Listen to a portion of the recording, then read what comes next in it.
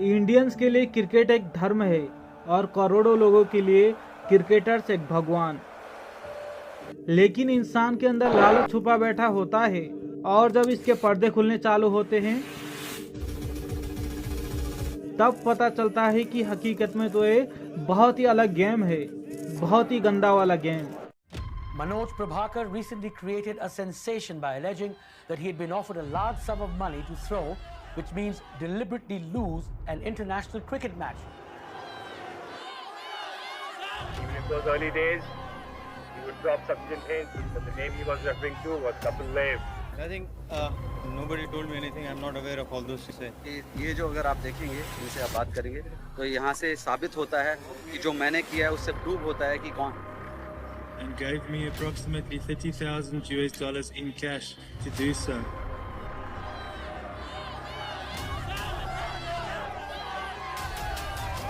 Mohammad Azharuddin is debarred from playing any cricket matches conducted or authorized by ICC BCCI for life. Oh, who is Prabhakar ready to face? Does he have a guts to face me? Prabhakar कौन चीज है? क्या है प्रभाकर? क्या cricket खेली है उसने? क्या अच्छा काम किया उसने?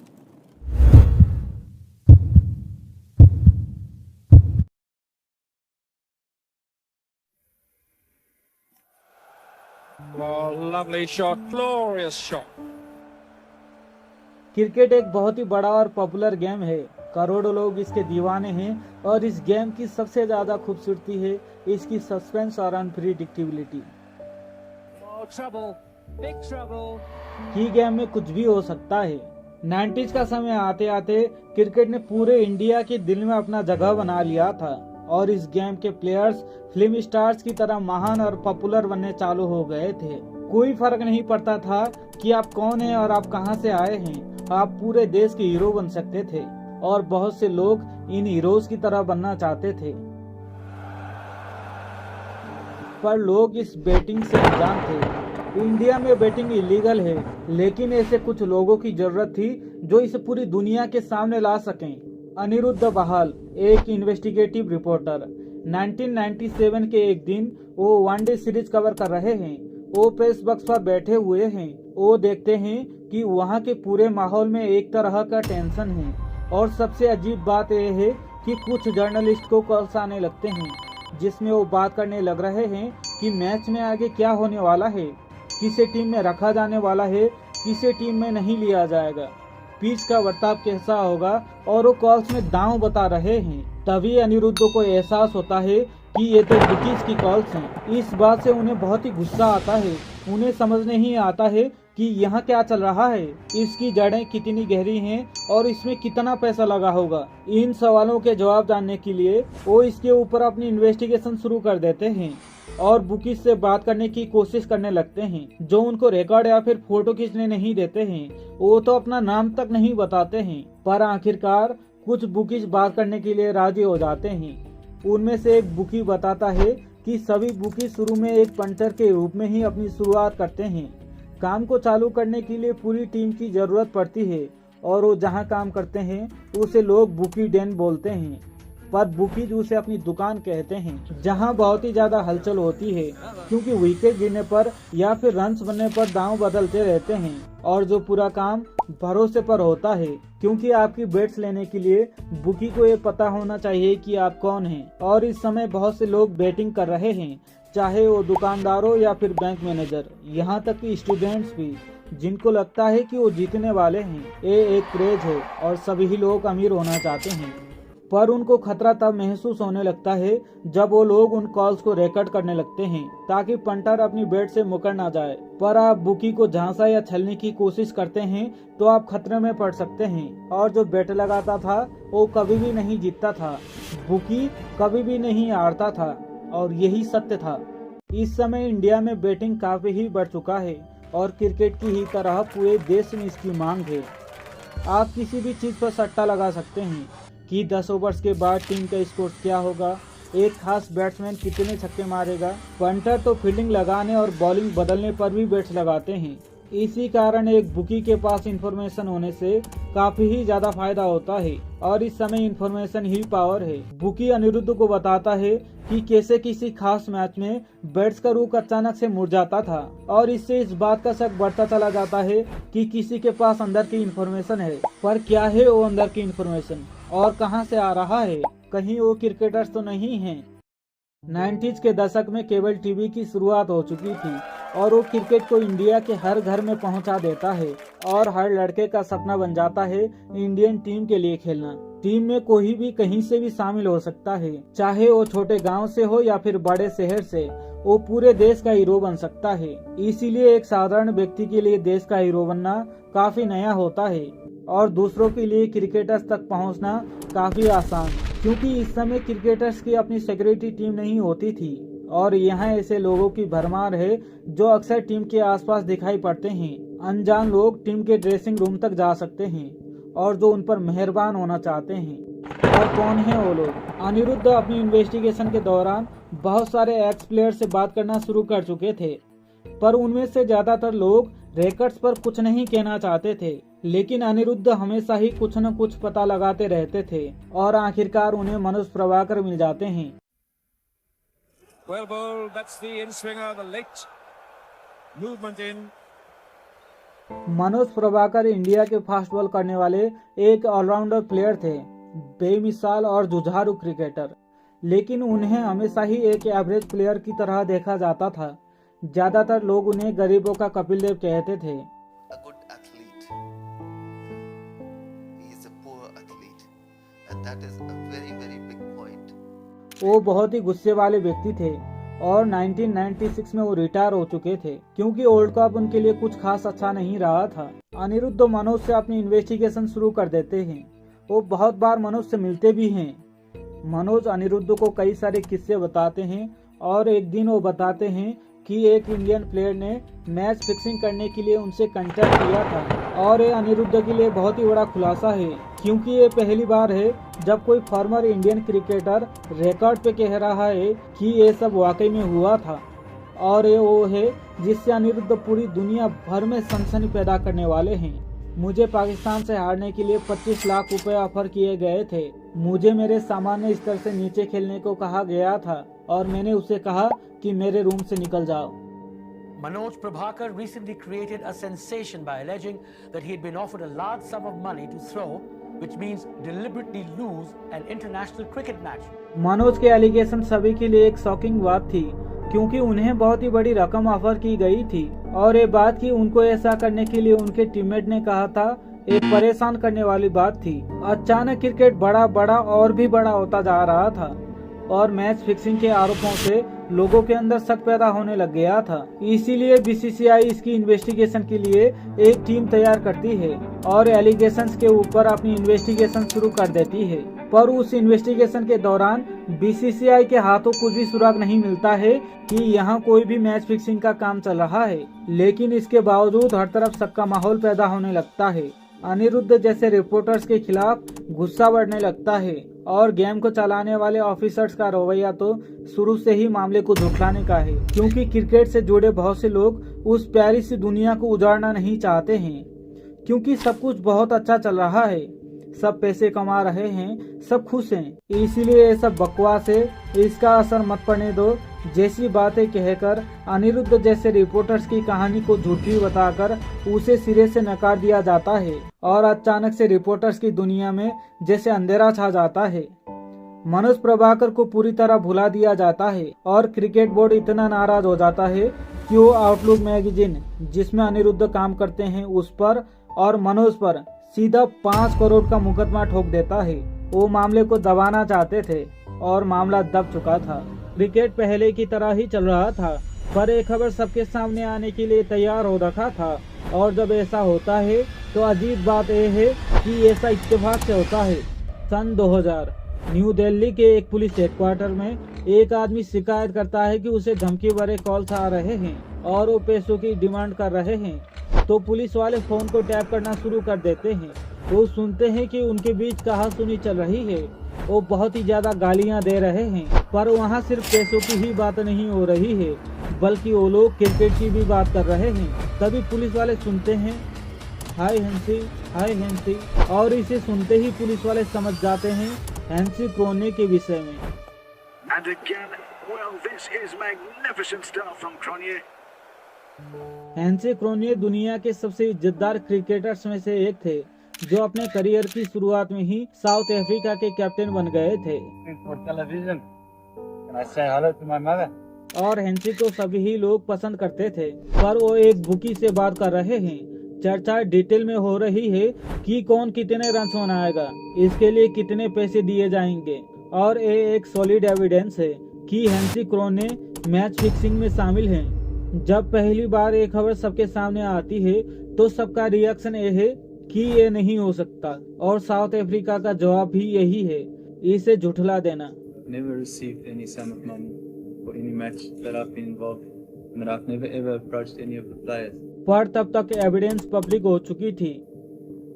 It emerges that the one-day international cricket matches between India and South Africa played recently in India were fixed. One of the conspirators was identified as the South African cricket captain Hansie Cronje. Hansi इस pressure को संभाल नहीं पाते हैं और आखिरकार वो कबूल कर देते हैं। जब हैंसी की कहानी सबके सामने आती है तो सबको लगता है कोई भी इसे झुठला नहीं पाएगा कि क्रिकेट में मैच फिक्सिंग होती है, और खबरों की दुनिया में हलचल मच जाती है कि क्या इसमें इंडियन प्लेयर्स भी शामिल हैं। सन 2000 के आसपास ही अनिरुद्ध एक दूसरे जर्नलिस्ट मिंटी तेजपाल से मिलकर तहलका नाम की एक मीडिया कंपनी की शुरुआत करते हैं। दोनों ही ये चाहते हैं कि पहली स्टोरी जो तहलका में आए वो क्रिकेट मैच फिक्सिंग की ही हो, लेकिन जो लोग इसमें शामिल थे वो अभी भी सामने आकर बात करना नहीं चाहते हैं। सबने जैसे चुप्पी साध ली हो, इसीलिए वो सच को सामने लाने के लिए उंगली टेढ़ी करने का रास्ता अपनाते हैं। वो ऐसा प्लान बनाते हैं जिसमें स्पाई कैम इक्विपमेंट के जरिए वो क्रिकेटर्स और एडमिनिस्ट्रेटर्स की जासूसी कर सकें, और इतने बड़े लेवल पर इंडिया में ऐसा पहली बार होने वाला था। इसीलिए सबसे शानदार इक्विपमेंट लाने के लिए अनिरुद्ध लंदन में जाते हैं। चश्मों में लगे कैमराज, घड़ियों और पेन्स में भी। ये सब ऐसी चीजें थीं जो इंडिया में अब तक ना ही देखी गई थी और ना ही इस्तेमाल की गई थी। एक ब्रीफकेस जिसमें रिकॉर्डिंग के सभी ही डिवाइसेस लगी हुई हैं। इन सब को खरीदने के बाद अब उनके पास बढ़िया क्वालिटी का स्पाई कैमरा मौजूद हो चुका है। उन्हें अब बस प्लेयर्स तक पहुंचना था, और अंदर की खबर के लिए मनोज उनकी पहली पसंद है। मनोज के लगाए गए एलिगेशंस को तकरीबन 3 साल गुजर चुका है, और उन्हें शायद एहसास हो चुका है कि अभी तक किसी को कुछ भी नहीं मिला, कुछ बाहर नहीं आया, कुछ भी नहीं हुआ। उनके दावे झूठे साबित हो चुके थे और कोई भी उनका साथ नहीं देना चाहता था। शायद इसीलिए वो अनिरुद्ध के टेक्नोलॉजी से खुश होने के बाद वो राजी हो जाते हैं और अंडरकवर जाने के लिए मान जाते हैं। 6 हफ्तों के वक्त में मनोज प्रभाकर और अनिरुद्ध बहाल बहुत से क्रिकेटर्स और एडमिनिस्ट्रेटर्स का स्टिंग ऑपरेशन करने पूरे देश भर में कई जगह जाते हैं। अनिरुद्ध एक नीडर जर्नलिस्ट हैं, पर मनोज अपने ही दोस्त और कलीग्स का स्टिंग ऑपरेशन कर रहे हैं। वो लोग जिनके साथ उन्होंने कई सालों तक क्रिकेट खेला है। दोनों का काम है टेप्स बनाने का, और मिंटी का काम है टेप्स को पूरी फिल्म में तब्दील करने का। जब मटेरियल मिलता है तो मिंटी तुरंत ही समझ जाते हैं कि इस काम को करने में उनकी हालत खराब हो जाएगी, क्योंकि ऑडियो बहुत ही बेकार है, वीडियोस के एंगल बहुत खराब हैं, और एक ऐसा इंटरव्यू लिखना है जिसमें लिप मूवमेंट बिल्कुल भी नहीं दिख रहा है।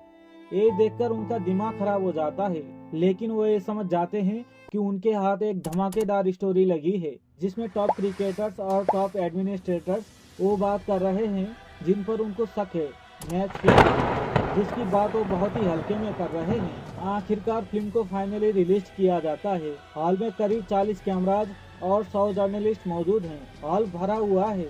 इंटरनेशनल मीडिया, पॉलिटिशियंस, लॉयर्स, सबको पता चल जाता है, और इसके किरदार हैं क्रिकेट के जाने माने लोग। इसीलिए जाहिर सी बात है कि इसमें सबकी दिलचस्पी है। वो टेप्स की एक कॉपी प्रेसिडेंट को भी भेजते हैं, और आखिरकार 2 बजे फॉलन हीरोज नाम की एक डॉक्यूमेंट्री प्रेस को दिखाई जाती है। और जब हॉल में बैठे लोगों के नज़रों के सामने ये दिखाई पड़ता है तो सबके होश उड़ जाते हैं, क्योंकि पर्दों में ऑफिशियल्स कह रहे हैं कि अब क्रिकेट खत्म हो चुका है। तहलका के कारनामे ये साफ कर देते हैं कि इंडिया में मैच फिक्सिंग हो रही है, वो भी एक बड़े लेवल पर, और क्रिकेटर्स एडमिनिस्ट्रेटर्स को ये पता है कि वहाँ क्या चल रहा है। फिर एक धमाका सा होता है, boom.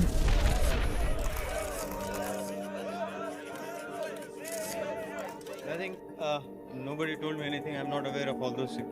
That's all I have to say. Manoj इस बात से बहुत खुश होते हैं कि तेहलका की टीम उनके साथ डटी रही और स्टोरी को खत्म की। तभी वो उस क्रिकेटर का नाम बताते हैं जिसने उनसे पैसों की पेशकश की थी, Kapil Dev. Oh, who is Prabhakar? Ready to face? Does he have a guts to face me? Prabhakar कौन चीज है? क्या है प्रभाकर? क्या क्रिकेट खेली है उसने? क्या अच्छा काम किया उसने? मुझे कोई गम नहीं, मगर जो मेरा मकसद था क्रिकेट को क्लीन करना, सिस्टम को क्लीन करना, आज शायद मैंने वो कदम उठाकर कोई गलती नहीं की। कपिल देव पूरे इंडिया के हीरो थे। सन 1983 में वर्ल्ड कप जीतने के बाद वो पूरे देश भर में सुपरस्टार बन जाते हैं। तो जब मनोज कपिल देव का नाम लेते हैं तो वो क्रिकेट के भगवान को चुनौती देने जैसा है।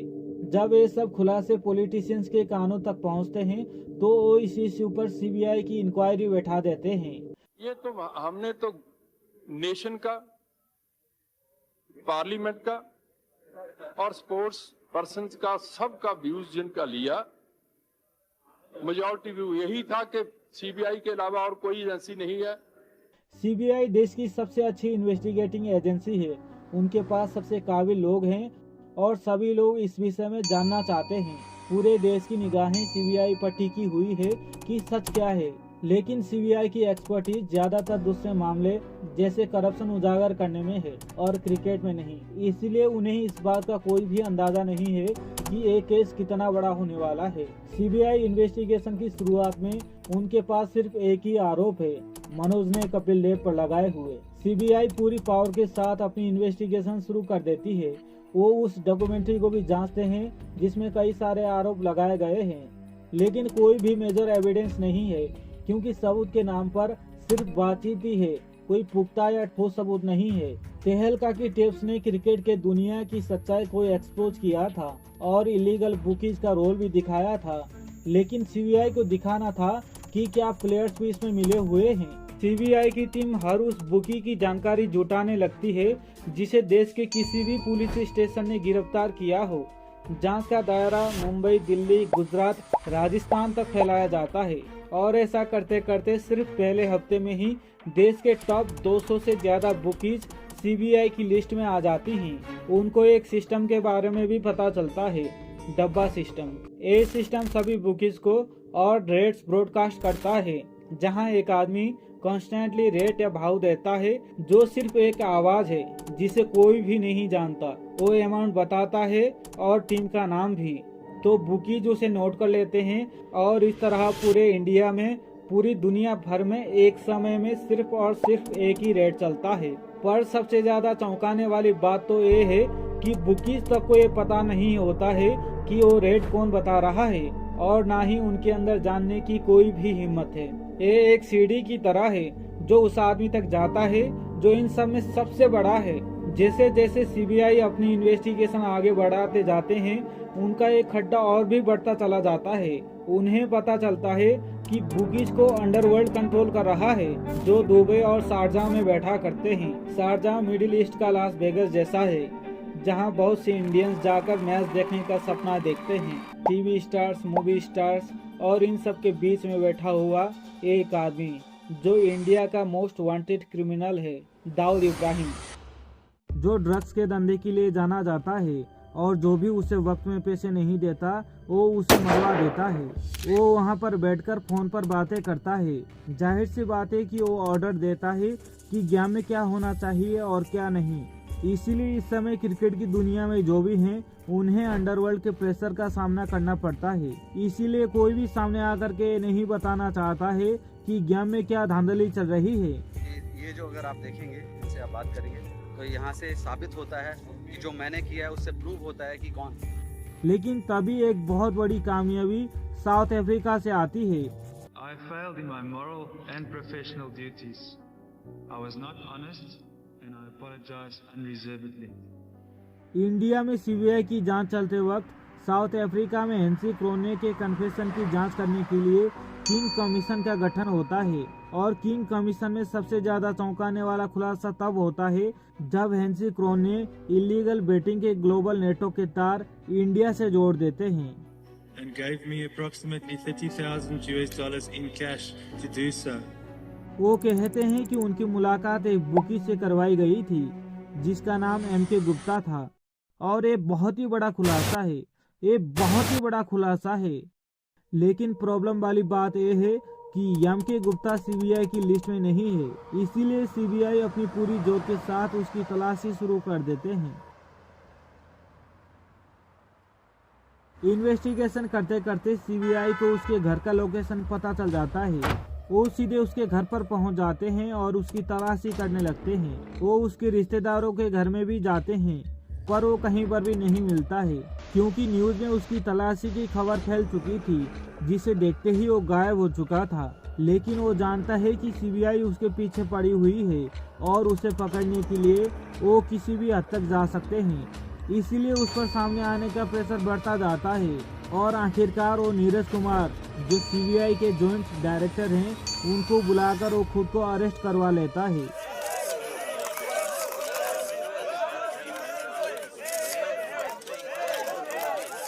जिसमें वो बहुत सारे राजों का खुलासा मैं सबके बारे में बताने जाऊंगा तो वीडियो बहुत ही लंबा हो जाएगा, तो मैं आपको स्क्रीनशॉट दिखा देता हूँ। आप अगर पढ़ना चाहते हैं तो इस स्क्रीनशॉट्स के जरिए पढ़ सकते हैं कि किस किस प्लेयर्स के साथ क्या क्या हुआ। बाकी आप हमको सब्सक्राइब करिए क्योंकि हमारी ज़िंदगी जो है बर्बादी की ओर चल रही है। और पसंद आई तो वीडियो को लाइक करें और शेयर तो ना भी करें, चलता है, कोई फ़र्क नहीं पड़ता। और बाकी मिलते हैं हम अगली वीडियो में, तब तक के लिए देखते रहिए द लामिर।